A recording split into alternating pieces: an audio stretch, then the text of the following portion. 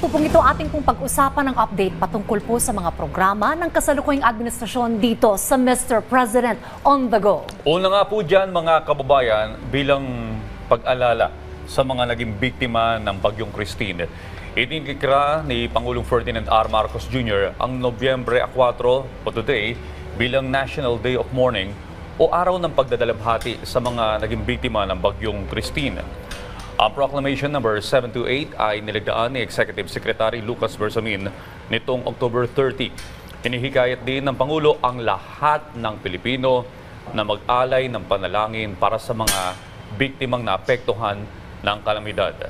Batay po sa report ng National Disaster Risk Reduction and Management Council as of October 30 ay umakyat na po sa 139 ang bilang ng mga nasawi at higit 1 milyong pamilya o higit 7 milyong individual ang naapektuhan.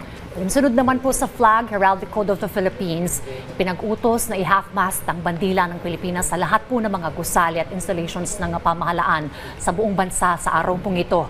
Nag-iwan din po itong mga nagdaang bagyo ng malaking pinsala sa sektor po ng agrikultura, infrastructure at mga ari-arian. Batay po sa huling report na inilabas ng Department of Agriculture Disaster Risk Reduction and Management Operations Center noong November 2. Pumalo na po sa 5.75 billion pesos ang halaga ng pinsala sa iba't ibang industriya tulad po ng palay, mais, high-value crops, palaisdaan, poultry, makinarya at mga agricultural infrastructure.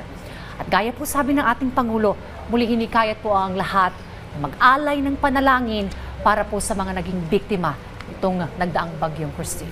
At yan po muna ang ating update ngayong umaga. Abangan ang susunod nating pag-uusapan patungkol sa mga programa ni Pangulong Ferdinand R. Marcos Jr. dito lamang sa Mr. President on the Go.